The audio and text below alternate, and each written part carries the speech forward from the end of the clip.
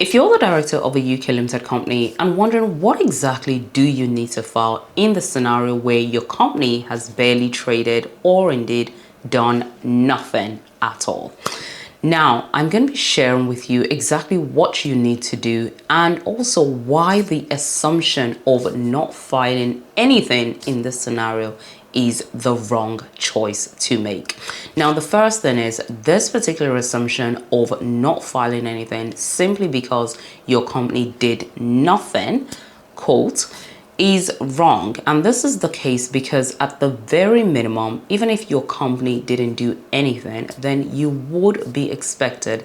by law to submit what is known as dormant company accounts to Companies House, and you would also be required at the very minimum to also inform or at least notify HMRC that the company has indeed barely made any trades. Okay, you do not want to go down the route of doing absolutely nothing simply because you have decided that the company has barely traded. Provided there have been some transactions made on behalf of that company on that company's accounts, then it would be in your best interest to actually make sure that the relevant filings are made to HMRC and indeed Companies House. Now, what if you chose, okay, not to actually file anything because you made this assumption that actually my company has indeed barely traded and I don't think I need to file anything. Now, if you were to do this,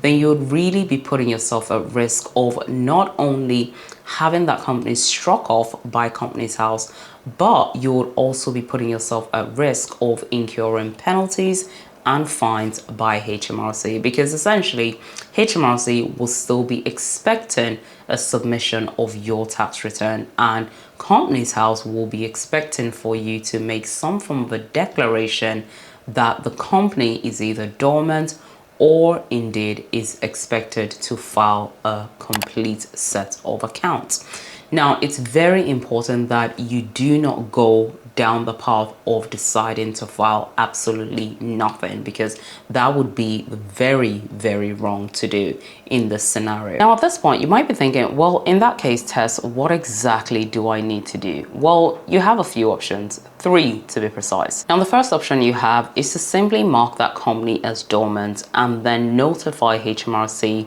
within 3 months of when that company does start trading again. The second option that you have is to simply strike the company off the register by yourself. Okay, in this scenario, you've taken the decision that since the company is quote unquote not doing anything, has decided not to trade, and you do not see that company trading for the foreseeable future, you have taken the decision as a business owner to close the company down.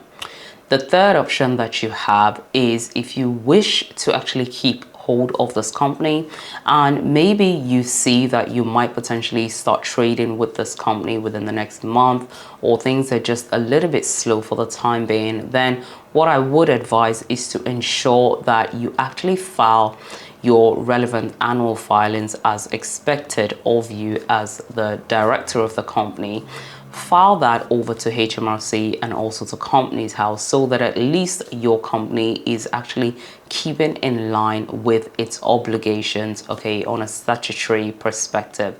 So it's going to be very important that you choose one of these options rather than simply neglecting the responsibilities you have as a UK company director. You don't just want to be in a position where you have this company and you take the decision that you are not going to notify any of the authorities simply because you have made the assumption that, well, I didn't trade, I didn't do anything with the company, so that means I don't have to do anything at all. This is not the right angle that you want to go down. You want to make sure that you have taken one of the 3 options as I've outlined in order to ensure that you're actually fulfilling your obligations as a UK company director. You have made the decision that what you'd like to do is to simply close the company down and get it off the register. Then I do have an in-depth video where I've gone through the details on how to close down a UK limited company, and I have included the process that you need to ensure that you consider if this is the decision that you have chosen to make. I will be sure to leave that video linked in the description box below, but you can also click here to watch it now.